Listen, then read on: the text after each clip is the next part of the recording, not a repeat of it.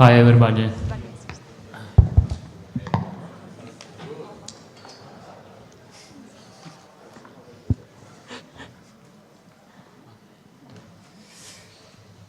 So,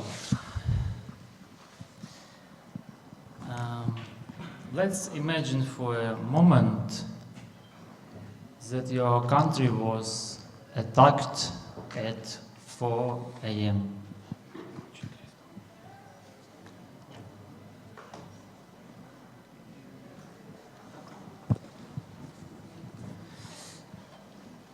You maybe heard some explosions near to your building and trying to leave country.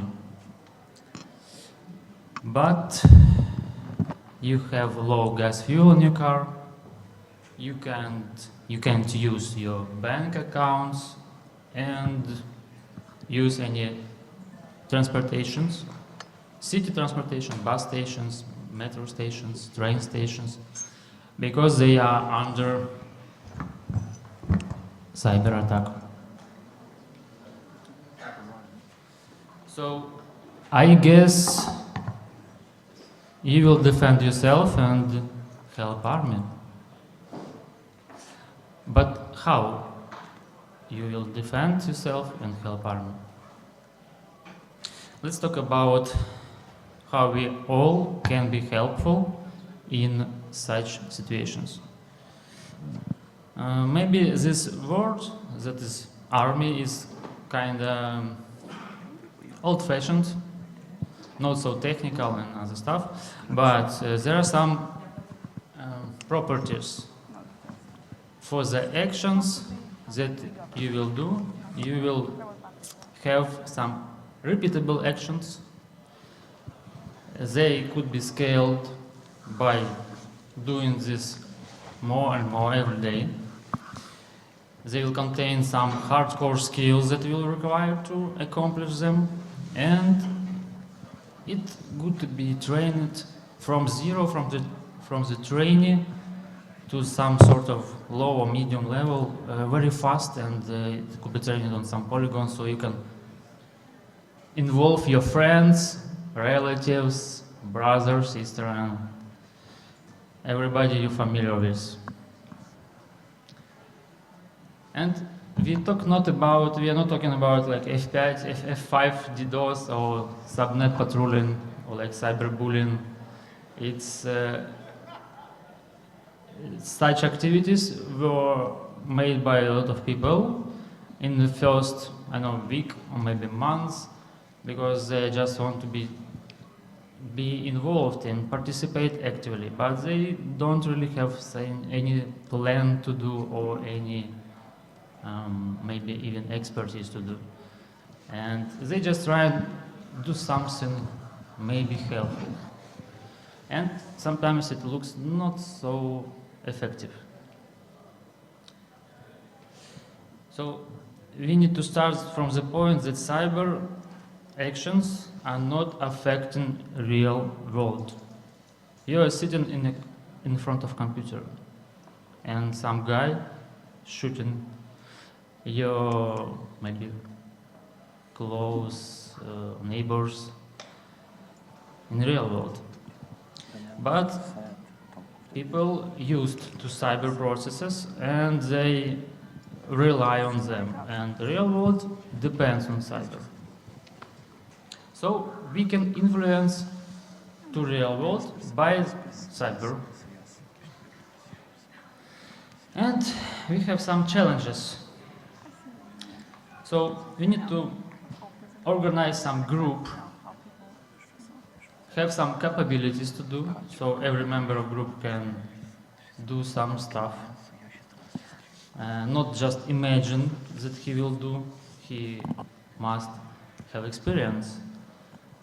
You need to integrate your group with your authorities and coordinate your actions. So, how it looks on the practice?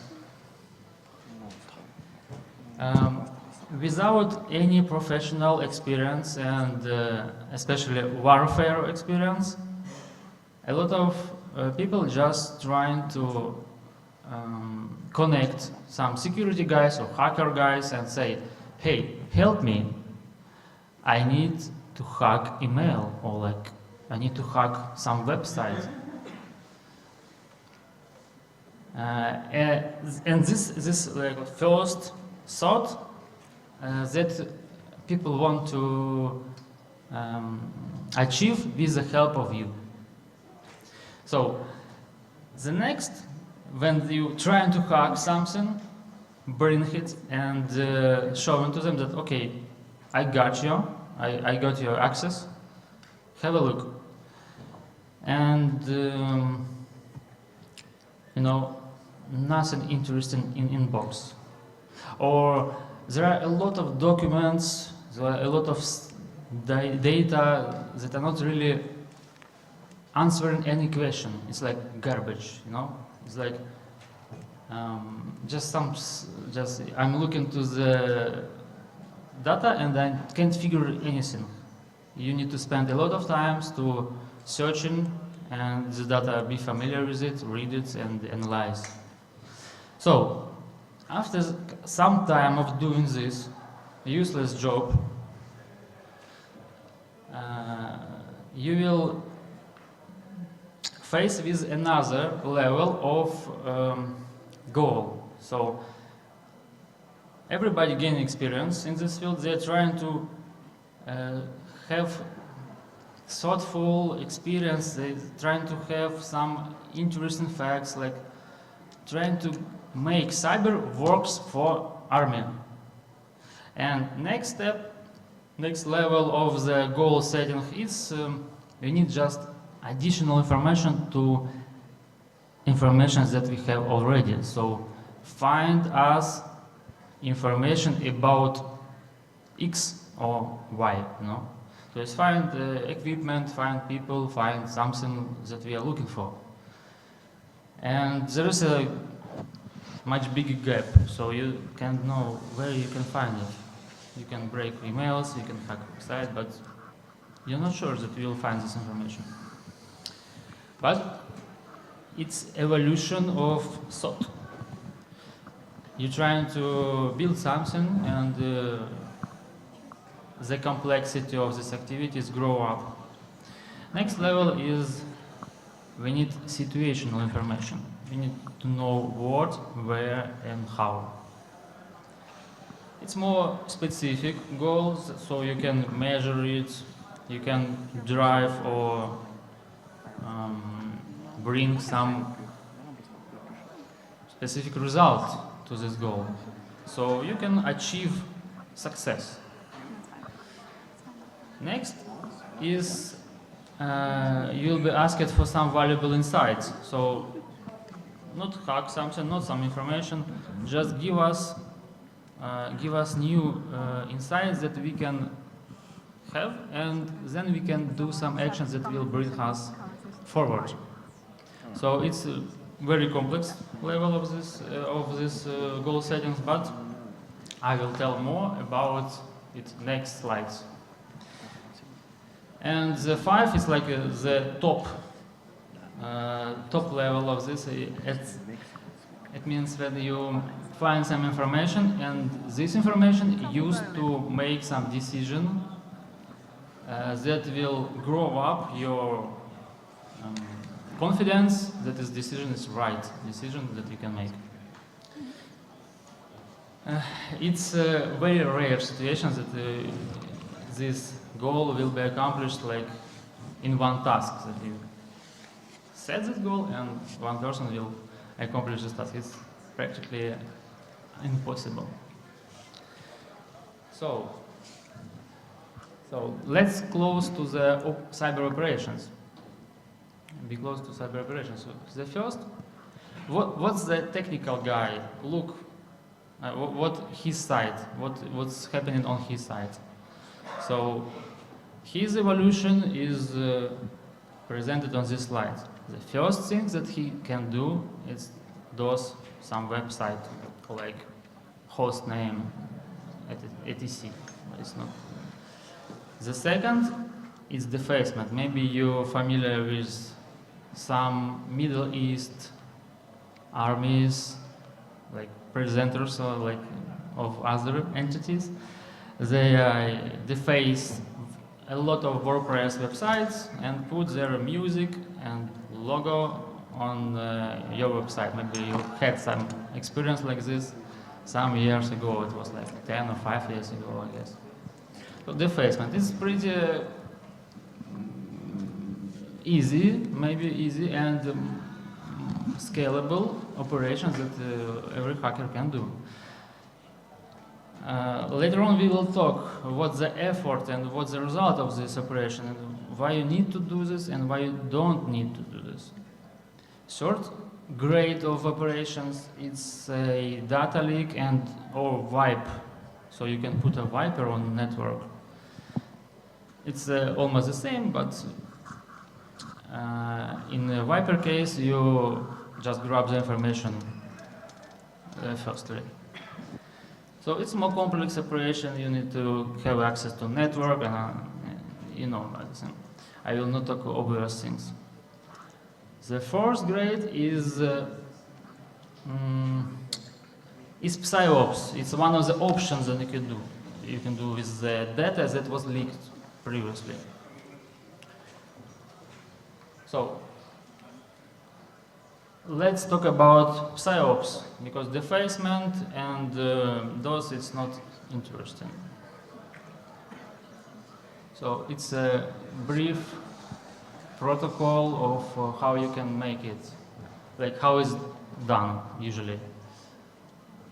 So as you can see, there are some expertise required that are not related to cybersecurity, and it's related more for some marketing stuff and other PR activities.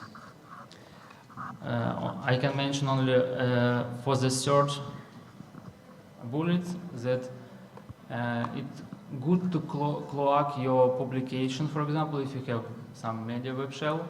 So administration of this website will not notice that this information in the first hour at least. And you will have time to spread this information and gain some result from it.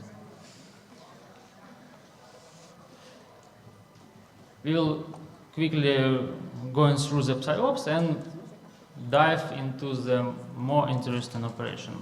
So PsyOps is basically two types, offensive and defensive.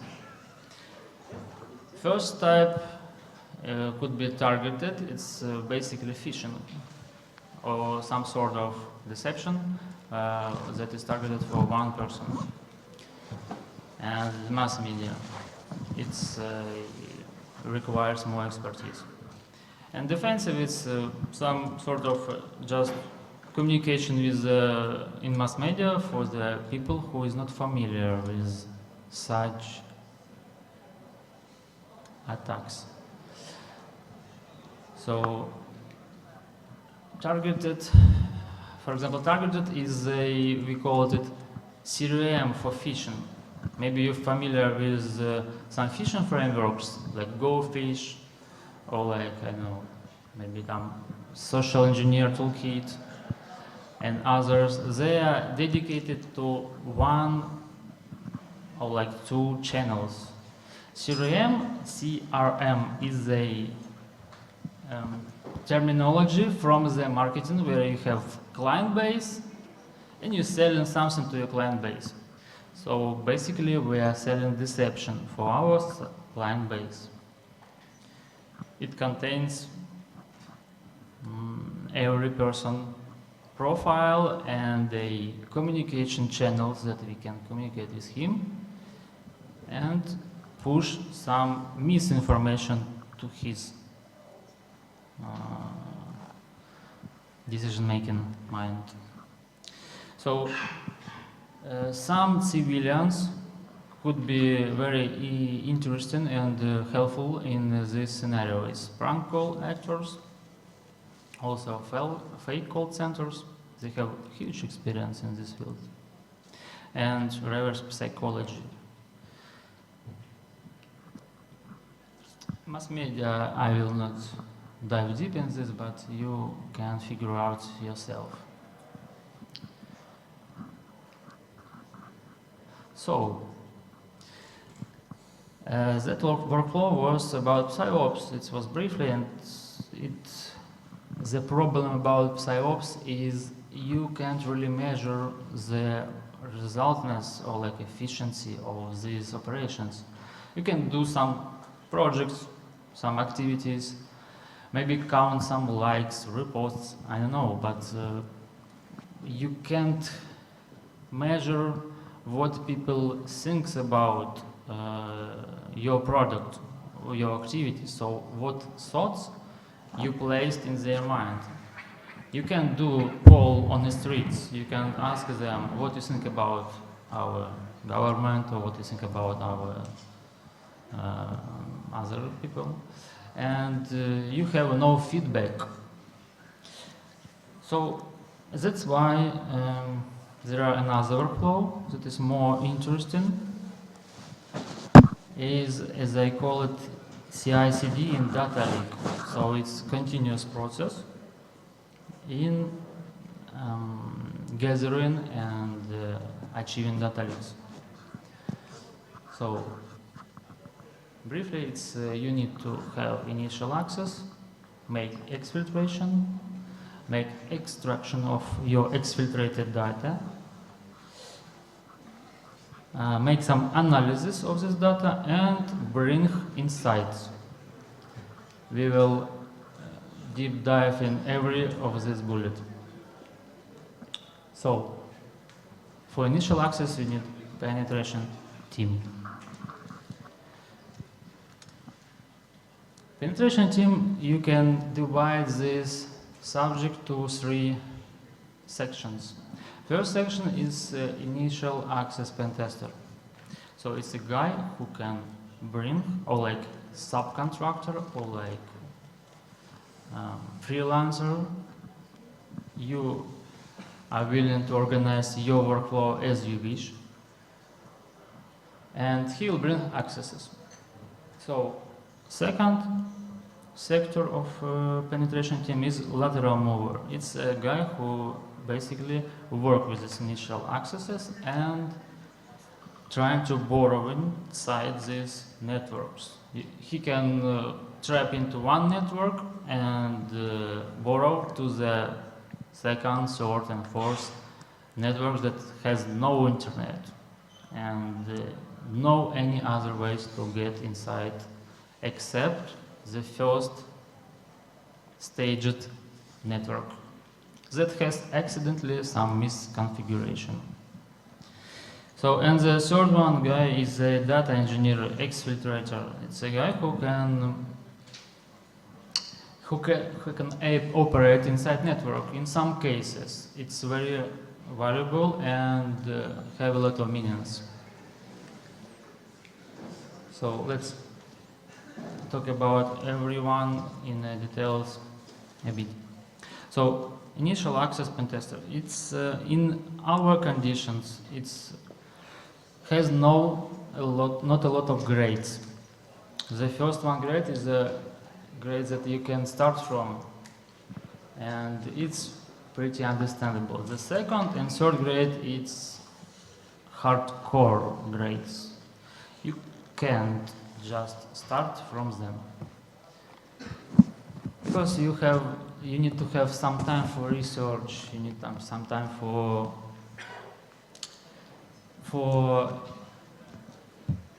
make yourself calm and have thoughts only about your subject. In some cases, it's very hard to do and manage. So, lateral mover is a guy who basically know operation systems and how to administrate them. And some security hints he need to accomplish is AV bypass, privilege escalation, and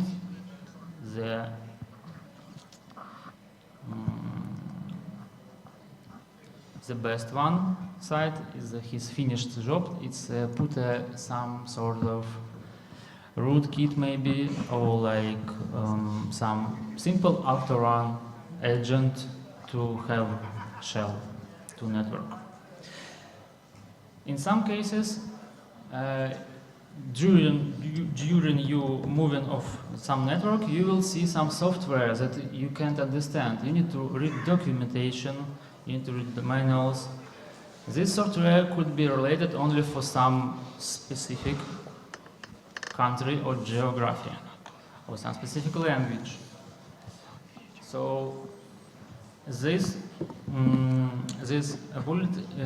also requires some outsourcing or some foreign expertise that you need to involve, because it's pretty impossible to gather all kind of penetration test engineers who can administrate and do all this on any kind of network. It will be like, I don't know, like 100 people, like 200 people, 300 people, and they will have very, very thin, like small expertise.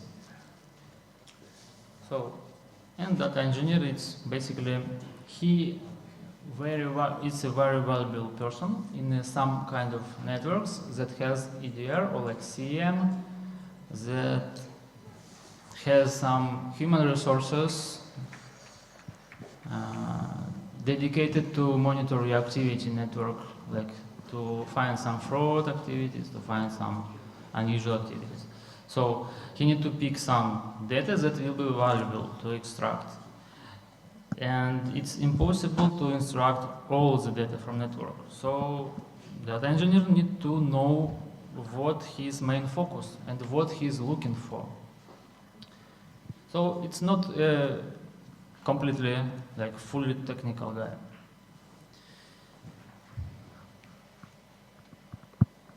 So, and what's the result of this workflow?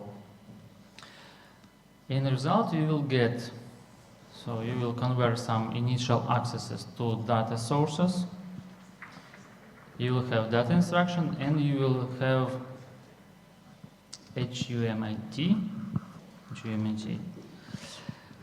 as a result. So sources could be static leaks. You can use static leaks that was leaked by anonymous or like other groups. It will be valuable too.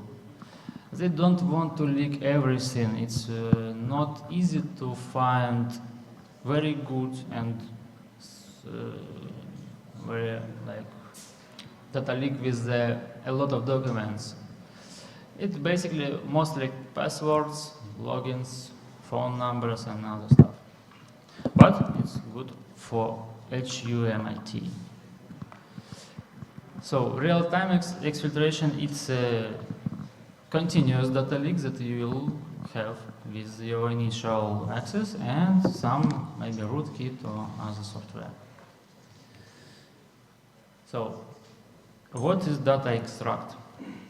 When you gather some information or have data leak or maybe made some exfiltration, you need to convert this data to valuable and readable data by not a lot of stuff, not a lot of people. So you need to build economy of human resource, because you can read like 10 people, like 20 people can read 1 terabyte of data leak for like months and find nothing.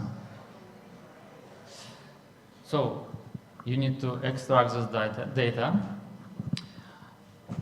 to plain text. So you will take PDF documents, docx documents, presentation, any kind of pictures, photos, and find all text from them. You can use a lot of tools that will help you. Next, you will have plain text extracted from data leak, and you have 3 bullets that you need to set up. First one, it's you need keywords and be alerted with these keywords. So you will be like first gate of decision-making person.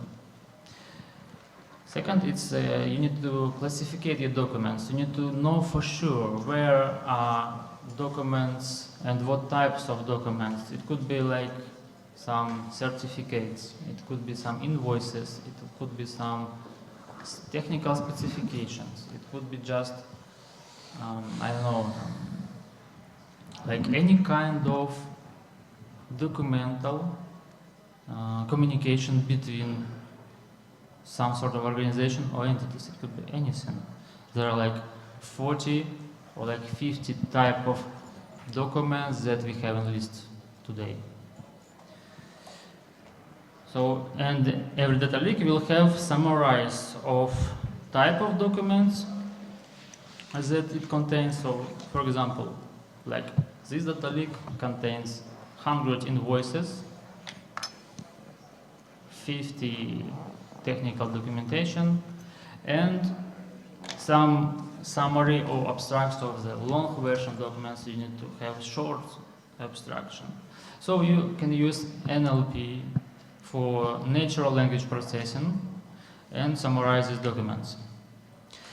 It's a pretty big, like it's not small software that will recycle data to some more human-related and human-readable format for you. It could be contained by some machine learning. So, for example, for document classification, you can have 2 methods. You can save documents into images and teach machine by learning on these images by the form of this document. And you can extract text and process this language naturally by machine learning and teach machine to operate which type of document have some sort of keywords. So summary abstract is also could contain some machine learning. All this software is commonly used. It's not an innovation for today. So, and what is HUMIT? You may be familiar with the SYNT frameworks, but I never actually saw a lot of HUMINT frameworks. But there are some. The key with this is to have every type of connection between some entities or like persons. And if you have some documents that are written by one person to another person, you need to have this on this graph. And this graph will describe that these 2 persons have a document between them that is classified as invoice and that is have some summary about.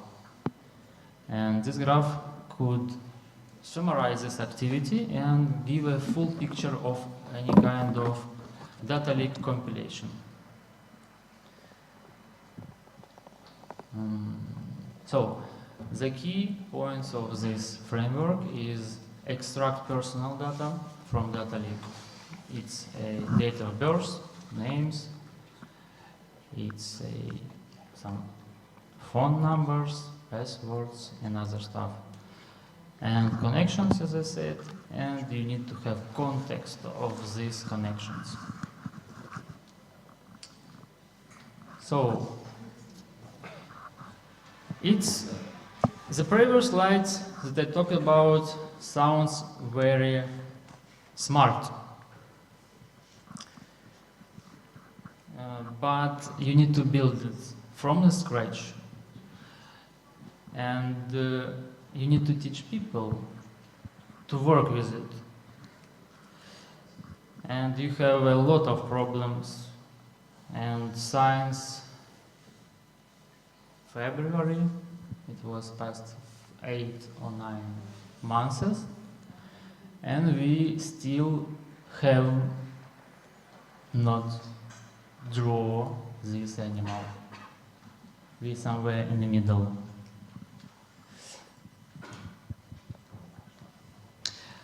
Why?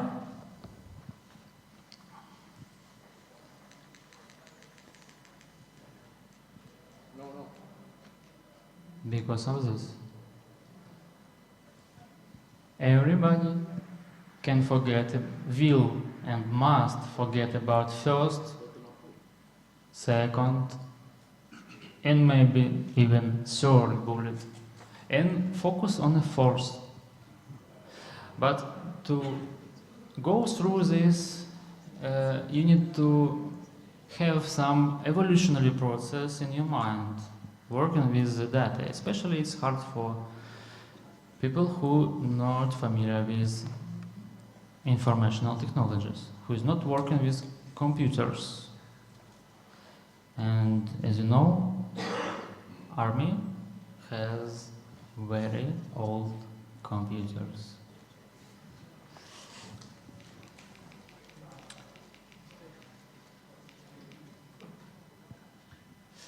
And how you can ignite this process?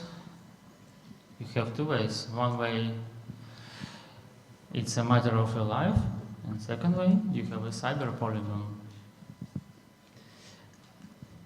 where teachers and students can teach to have this and operate these workflows in realistic environments.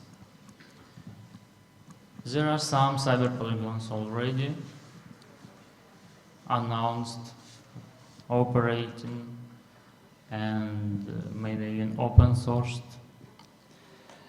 But it's all about people behind this, not software. In some cases, no. In every cases, you will have a big need to outsource this because you will have no expertise. To make full circle. It's impossible. And there are a lack of trust, lack of confidence. I know there are a lot of risks. And actually there are no proven methods of outsourcing the parts of cyber operations.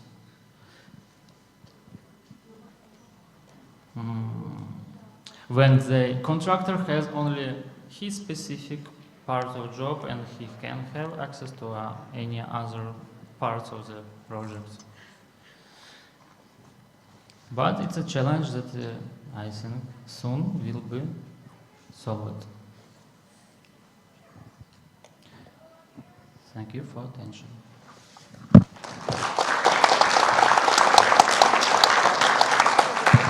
right, do we have any questions?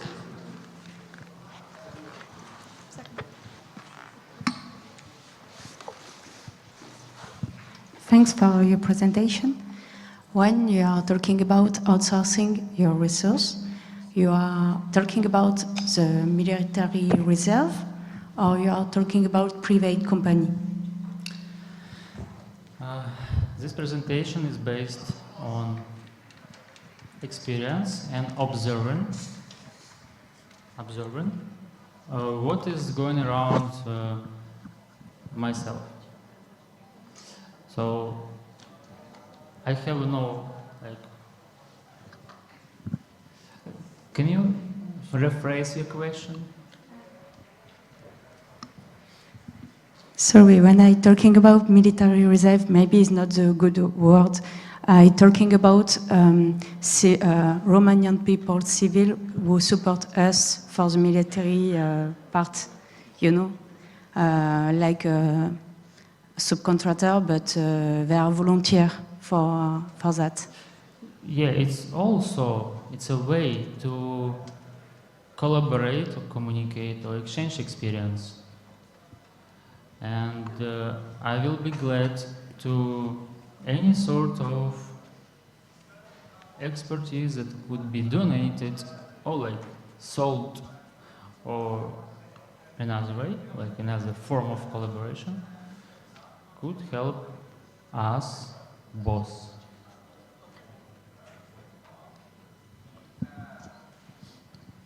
All right. If we don't have any other questions, give it up for Volodymyr.